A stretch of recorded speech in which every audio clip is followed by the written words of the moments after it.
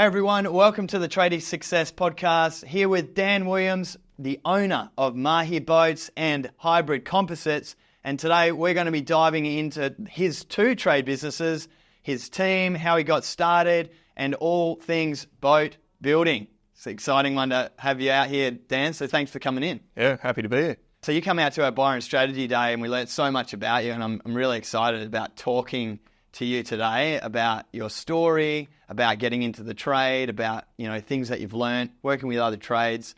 It's going to be a great chat. So let's get stuck in. So tell us about you. Like, how did you get into the boat building? I started boat building about 18 years ago. Did my apprenticeship at two different places. Sort of offered me the opportunity to travel the world building boats, where I learnt so much overseas and the racing, sailing boat circuit. Came back home and decided to start my own business, which was Hybrid Composites, and that was about 10 years ago. Then I operated as a sole trader for 7 years, and about 3 years ago I took the leap into real business and haven't looked back. Yeah, awesome. So tell us about your apprenticeship. Obviously working over two different businesses, what was your apprenticeship like in the boat building trade? So the first couple of years were actually pretty bad. So I was doing a lot of anti-fouls, which is like under boat care. There wasn't much boat building. The owner of the business he didn't prioritise us as apprentices. And the mate that I started with ended up leaving and pursuing something else. So it was kind of tough until I made the decision that I sort of didn't want to be an average boat builder and shipwright. So I took it upon myself to find another employer, and that was the best thing I ever did. Yeah, so then the last couple of years we're at a big boat building company on the Central Coast, New South Wales, and the boat I was building there was a 105-foot trimaran for the Sultan of Oman, actually. And then got the opportunity to go over to Oman in the Middle East and put it together for a few months, and so that was kind of the apprenticeship in a nutshell. That's interesting, because I did the same thing. I shifted businesses in my second year of apprenticeship. I think a lot of apprentices don't know that you actually can. You feel like you're locked in, and same with employers. You feel like you're locked into an apprentice, being an apprentice with your company. And if it's not working, I think people should take the leap and test something else out. Absolutely. Even if it is working, but you're not getting as much skills as you think. I mean, there's always so much opportunity, but yeah, I think the first 2 years, although I said they're bad, I learned so much from that boss. He was a really hard working guy. Although he wasn't present much, the expectations were high, and that instilled a really relentless work ethic in me, and something that I've found isn't that common among younger people these days. So, and I think that drive, almost like people are, it's so entitled at the moment. People want everything for nothing, and they don't want to do the work that's required to get, the results. And if you go even look in the gym, you've got to go to the gym if you want bigger muscles. Yeah. But even some people are skipping that, have some steroids and or just get bigger that way. But you still have to go to the gym. And if you want that result, and to be good in your trade, you have to apply yourself. And to have a good trainer that appreciates that, as a coach, even if you think about a good coach versus a bad coach, someone that actually challenges the person, and makes them want to step up and prove themselves, and have systems that allow people to see there's other levels and I can improve and get better. It's important. Absolutely, yeah. Yeah, internal training. I mean, it's how you deliver that message as well. I'm not ragging on this guy at all, but the way he delivered his requirements of us was pretty straightforward and to the point, and it's something you can't really do these days, nor do I want to. But trying to find the way to get your message across of your expectations is always a challenge, like dealing with people, and something I think I'm pretty good at, and that I take pride in our culture, and so yeah. Amazing. Cool. We'll talk more about that in a little while. So walk us through a project. Now, it could be that big boat that you just talked about, or one of the ones you've done yourself. Love to hear from start to finish. Walk us through, client comes out, they want this custom boat built. What is the process for you? So I'd love to just walk us through step by step. What does this look like? For a bit of context, we've got one boat on the water. That's a 50-foot power catamaran. And we've got two in the shop at the moment, a 50-foot sailing catamaran and a 37-foot commercial fishing boat. These projects are huge. Our process and our customer journey is by no means dialed in. So I'll run you through how we went about the first boat and where we want to take that in the future if you want. Yeah, but that's great. The first boat was kind of, can you build us a boat? And I said yes. The planning wasn't really there. Like, we always stayed ahead and our work was efficient because that's how we operate. Planning, procurement of materials and then basically building off the plans there. The structure was lacking on the first project, something we learned a lot from. And then now we've tried to introduce a lot more internal work where we offer design capabilities so the clients can come in and customize their boat off a 3D model. We can take things out and put things in real time. We've got an in-house naval architect which offers us that capability and something that's been really well received through the clients. So, and then along the way, and especially after talking to yourself and the guys in the academy, the importance of that customer journey and the projects we're doing are multi-million-dollar projects, and there's an expectation on that. And even some of the bigger boat building companies aren't really doing a lot in the customer journey, and something that we really feel like we will and must capitalise on. So we're building out a bit of a plan at the moment after our last strategy day. So there's a lot of improvements to be had. Yeah. But currently there's a lot of planning, logistics, procurement, making sure with supply chain that you've got the parts when you need them. Yeah. We built boat one like at the end of the whole COVID thing. So we had delays and we had to pivot and build certain parts of the boat before we'd build others, which it wouldn't typically be how we did it, but we pivoted and got through there. Yeah, interesting. So before, with that first boat, were you just given the plans and it's like, here's the plans, now go and build it? Yeah. Yeah, okay. So what did you do? So you go through and you just look at the plans, we need these parts, you build your list, like procure the right materials. Do you batch the things so that you're managing cash throughout that process? Like order what you're going to use first, and then as you're coming to completion of that first phase, you start purchasing the next, get it in. Yeah, so How it works? sort of. So there was the risk was mitigated by we had a float that was topped up as needed, and it wasn't a quoted job, it was a cost plus job. So in that term, we were pretty safe as far as cash flow, given that the clients always kept the float topped up, which really helped us manage our cash flow. So it was procurement was the biggest thing.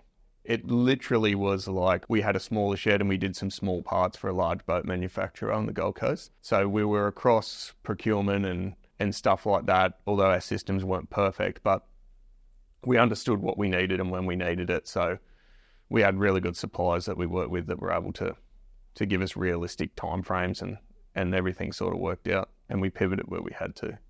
Yeah. But yes, it was plans, build it.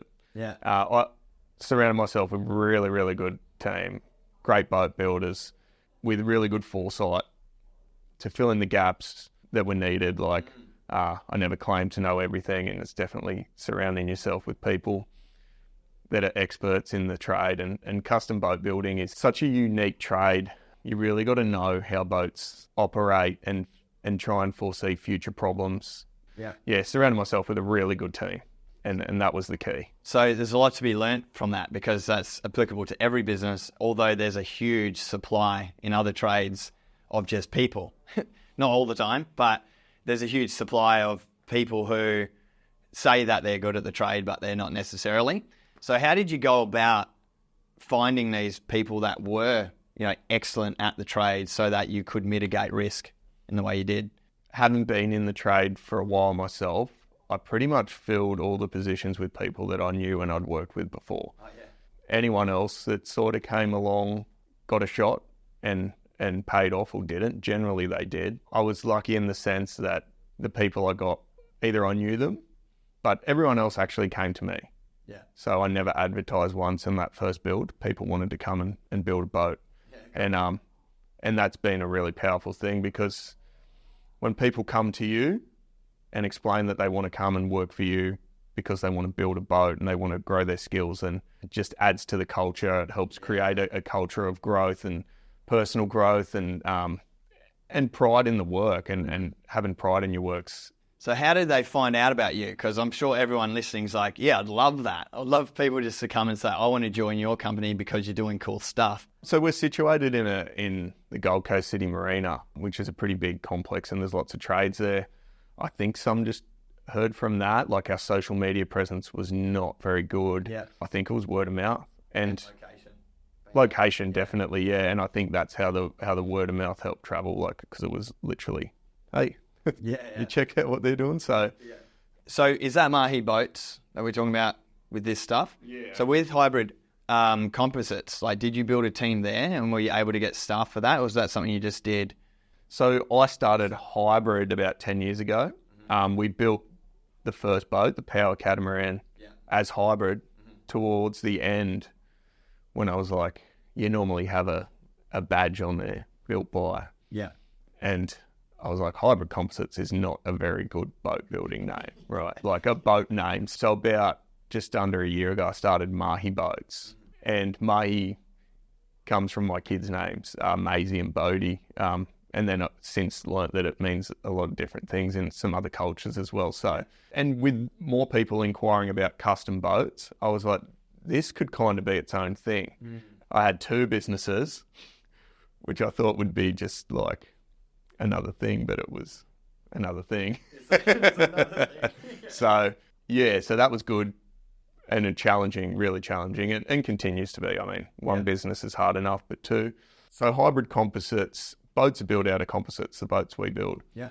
Some of the stuff we build is a bit more advanced and different techniques and higher end techniques to the bespoke custom stuff. So we made a decision last year to really segregate the 2 and employ them under each company, whereas before we just floated and we're in the early stages, so we could use resources from each. We still can, but we'll hire them from Mahi, or hire them from hybrid to come and work on that side, just cleaned it right up, and we can kind of measure the metrics of how each business is doing. We're still under one roof. We've got 2 sheds, so we operate in both businesses operate in both, and something we're looking to consolidate or really separate in the next year or 2. Yeah. So, that's sort of how that came about. So I can appreciate what it's like having 2 businesses as well, obviously with Responsible Electricians and the Academy, and other businesses I started as well in the past. But, you know, what were some of the big lessons you've learned in terms of having a second business? Because like you thought, and like I thought, oh yeah, it's just another business, that will be fine. Like, so what's tended to happen as a result? Like, what have you learnt from that experience? Oh, so a lot. It's double the work, funnily enough, which didn't cross my mind somehow, or I was just didn't accept it. I've got a really good general manager on the hybrid side, and I've decided to focus more on Mahi. Still, hybrid is my baby, so it has my attention a lot of the time. So I learned that I can't do everything. I learned that I shouldn't do everything. I've learned that good upper management is hard to find. Yeah. I've learned that it's super hard and super easy to promote internally, depending on the person. I relate completely, and like trying to separate them, you know, cognitively as well, and having a very clear position description for yourself in each, and how do you show up for each of the businesses. Just so the listeners know, like, what is your team size now? Like, there's 20 of us now. Yeah. Yeah. And what are the positions of those people? I'm the founder of both. I'm still the director of both. I have a general manager on the hybrid side, an operations manager on the hybrid side, a lead boat builder on the hybrid, and a team leader on the hybrid side with staff under that. Yeah. The Mahi side is, I'm the general manager, I'm the operations manager, and we have a really good. He hasn't got a name yet, but he's running the project. He's the foreman, and he has stepped up a lot to make it possible for me to be able to cope, really. And then we've got a lot of boat builders in there and some juniors. Yeah. We're hiring a project manager to come and relieve that and structure things a bit better. So, yeah. Your journey sounds very similar to mine. Like I sort of, I started the academy when I had an ops manager, but I was still the GM and I was still responsible for executing strategy and sales and marketing. But then my attention was distracted over here now. And so building the layers of leadership so that it does run is exactly what we have to do. And that's what we're working on with you, and being able to build that out and build this second business is exactly, the process, but it is hard work. It is another business you're building. Yeah. So, but it is one of those things though, like in part of our, freedom scaling pathway is to get to that, leadership level, and then you can expand through service expansion. And that's what you've done with another company and Mahi Boats. It's just, we prematurely started that and then had to try and juggle them both, just like I did as well. Yeah. So we learned the same lessons, and it's very overwhelming and distracted and all that. But yeah, some really good lessons in there. It forces growth, right? Like, I feel like you get yourself into that position and you've got two choices to either keep going or give up. And if you keep going, it forces growth. And trying to do that, being overwhelmed and maintain a culture with a lot of guys and girls in the team that rely on some form of leadership. I mean, you're learning to be a leader as well if you're not naturally a leader. So there's so many lessons in there, and I love it. I actually love it. As challenging as it is, I love it. Yeah, and you've got some great people coming. Like you've hired these new people that are on their way, and they're going to fill those leadership positions, allowing you to have more time to work on the businesses and live and work from that visionary standpoint. So that's exciting. Pumped for you. Yeah. Cool. So back to the project stuff. Other trades. So what other trades do you work with externally? And I'd love to know, what do you wish they knew? We've surrounded ourselves with really good external trades too. I am picking my brain trying to think. Maybe their apprentice who's coming out and you're like, all right, so this is a common mistake. Oh, okay. So it might be a new person coming in, and they could even, the employers of these businesses could say, listen to this, because this is exactly what you need to know. Don't put screws in if you don't know what's on the other side of it. Oh, yeah. What's an example of what happens? Well, there's plenty. I mean, there's stories of people drilling into fuel tanks, which are compression tested, and if they're full of fuel, then you've got a whole other problem. Finished paintwork. Seeing a stainless screw pop out the side of your finished paintwork. Only other trades, really. Is pretty painful. People just, I guess, expecting it to be a solid surface. What happens if you don't? What happens if, that with that stainless steel, what do you have to do? You have to redo the whole lot? Yeah, it's a full repair. It can be $1,000 for one screw, potentially, depending on the area. It's just it's more frustrating than anything to go back over something that's usually what we leave is pretty well finished and a beautiful finish. So yeah, that would be so annoying. You're like, look how nice that is, and the next day you're like, where did that come from? Yeah. Okay. I won't name the trade, but they know who they are. But yeah, learning to deal with really good trades. I mean, on the flip side of that, as we're fairly new, I'm sure that they'd have some advice on what we could do better too. But we've surrounded ourselves with really good external trades, so that have been really willing to work with us. So I actually don't have that much on that topic, right. Which is probably a good thing, right? So yeah, that's awesome. Yeah, but this whole thing is all about let's get rid of the shit talk. It's so easy for trades to just bag out other trades, but really, if we can work cohesively on projects together, but it sounds like what you've been doing, open communication, better connection, better understanding of what's involved in the project, then we don't make those mistakes because you realise the impact of 100%. I think on a boat as well, let's say that it's my build and I'm personally involved and I'm personally talking to the owner of another company more than likely, or their leading hand, then there's a pretty obvious level of expectation of what's expected on this boat. I feel like everyone's kind of invested in making this as good as it can be, and they're the trades we want to work with. We don't work with subpar trades because we'll get a subpar result. So yeah, it's great surrounding yourself and setting that expectation from the start, like, because then you do attract people who work at that same level. Yeah. Because they don't want to work with people that are subpar either. No, exactly, and they're putting their name. And I've had electricians say, like, oh, let's meet up and make sure we're a good fit because we're going to be putting our name to this. And it was as much an interview of me for them to come and work on the boat.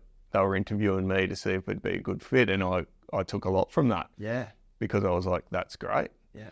Yeah, and I think even in our industry, as much as the client is getting to know you, you're trying to get to know them because these projects take 18 months and you got to work pretty closely with these people, especially on a custom boat. There's a lot of changes that they may want to make, and you got to make sure that you're doing business with the right people. And I've been super lucky so far in the people that I've dealt with. But yeah, good quality tradespeople is an investment because the better they are at their trade, the longer it's going to last. The better the quality of the finish, the better the application, the better the functionality. Everything is just done better. Yeah. And the investment will save not only, the way it looks today, but in the future as well. For sure. Yeah, maintenance. And I mean, on a boat, like, you don't really want to skimp on quality. Like, the power cat we built, it's been done bass straight a couple of times in the last few months, and they're on their way back up. And the rework on that is next to nothing. So, super proud of that project and that everything's really worked really well, and the external contractors' work has been great. So it highlights the importance of working with quality people and attention to detail. How's it? What would you say to a young person wanting to get into boat building? It's an amazing trade. I've worked in 5 different countries, I think, boat building. So it offers an opportunity to travel when you're young. You can work on really quality projects in Australia and overseas. The amount of skills it takes to build a boat is probably underestimated by a lot of people. You need carpentry skills, general building, you do a bit of plumbing, you run cables sometimes, prep for paint, like 2-pack spraying. Like, it is such a well-rounded trade that you can learn so much. And if you wanted to, you could focus on certain areas like some of our guys at Hybrid have done, and some are just composite technicians. It can take you down so many different pathways, from small boats to big boats to manufacturing to custom. I'd say get on board. Like, if you have any interest in not even just boats, but being really crafty with your hands. Yeah, sounds like really diverse set of skills. Yeah, it can be. In the one. It can be. And I think that's what brought people to us as well, right? Like, some of these production facilities, you can be put in front of a single part and you do that for the whole time, and you come out at the end as a boat builder. But if they'd come to work for me and said they were a boat builder, the expectation of what I'd expect from them as a boat builder is probably higher than what you'd get doing the same thing over and over at a production place. So yeah. Do you know the difference of standards between boat building and mainland, services and trades?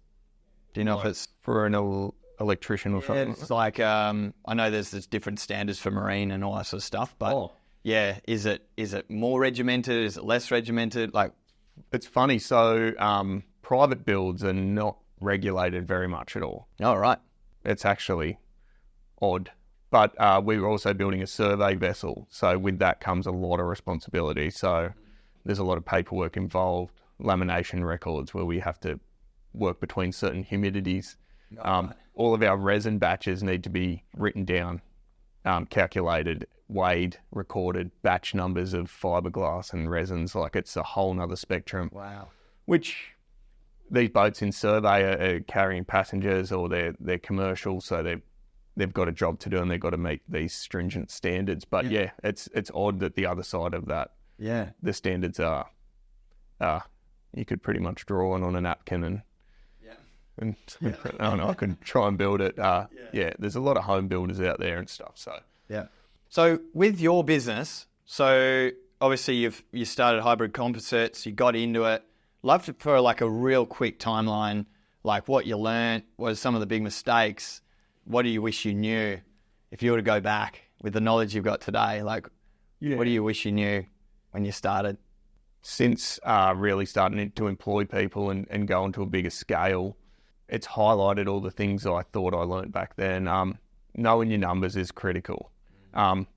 We went from pretty small crew to building a 50-foot boat and working out your hourly rates and your overheads and stuff. And we didn't quite get that dialed in on the first boat. And luckily enough, we got through.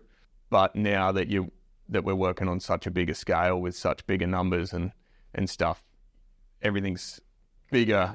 Yeah, the positives are bigger and the negatives are bigger. So you just have to have that dialed in, I think. Yeah.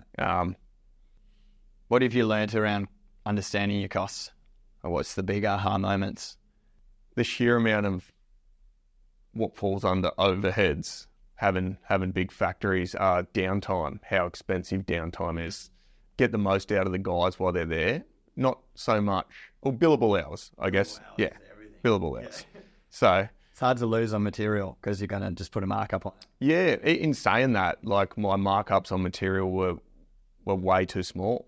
And you sign a contract for that, then you're locked into that for 18 months. Same with your hourly rate. Yeah. And you're not getting too excited about the big project and just signing away, taking a bit more time. But surrounding yourself with people like you in the academy to give you the tools to work out these hourly rates and having the coaches there to pick their brains about every single particular thing that you guys do, whether it be accounting, culture, mindset, leadership, there to book in a coaching session with has been super valuable to me. So, awesome. Yeah, I think definitely surrounding yourself with the right people externally. Yeah. Don't try and do it on your own.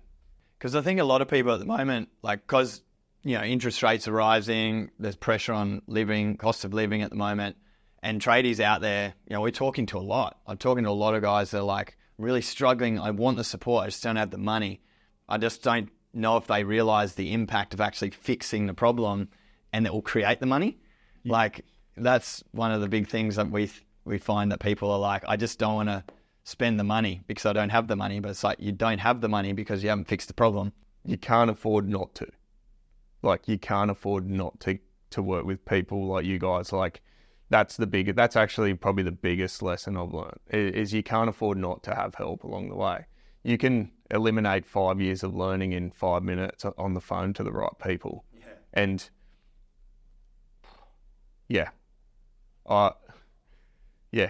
mentors and like in academies like yourself, it's vital to me. It's probably the most important thing for me, because with that comes the learning about every single thing you need to learn. Yeah. What's some other things that you said, the accounting and cost of operations, what's some other things that you'd learnt from, the academy that's enabled you to move forward?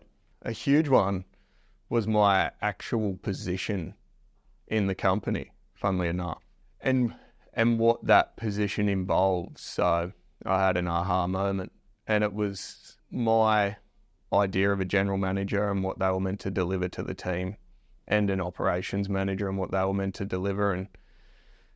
And by learning what those roles were, I learned who I needed to get to fill those roles. So I got clarity on those roles, and then I know who I'm looking for now.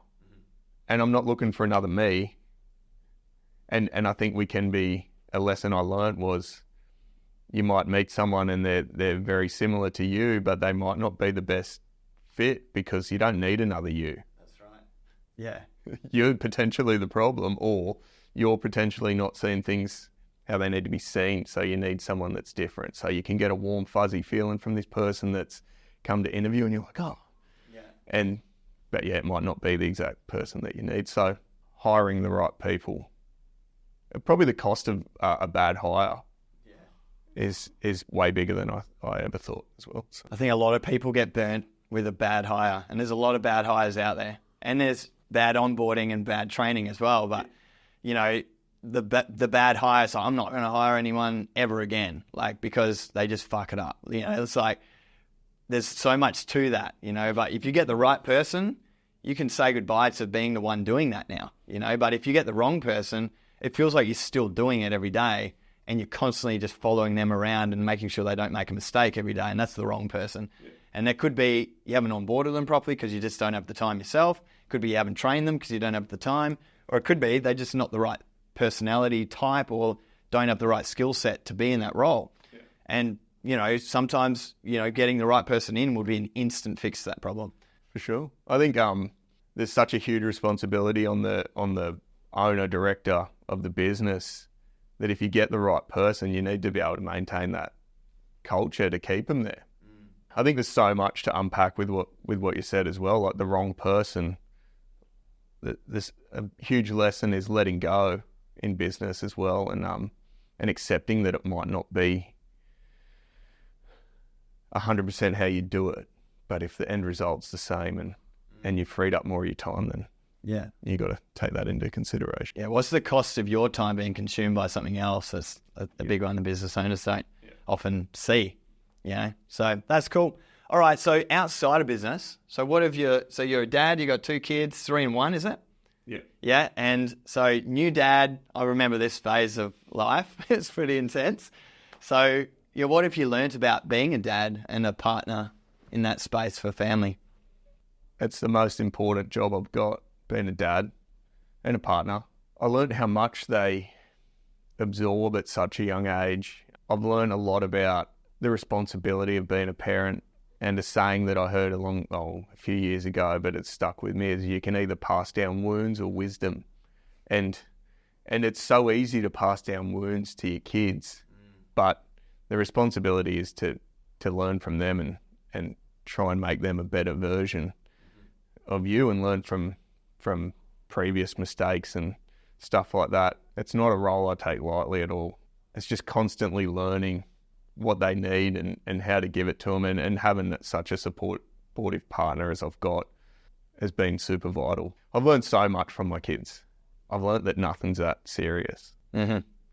Yeah. That it doesn't really matter. Yeah. If you got your family, like, it doesn't really matter. We can get pretty caught up as business owners or anyone in the day-to-day, but it highlights what's really important when either one of your kids is sick, or when you can walk home and see their smiling faces and everything else just dissolves. So, yeah.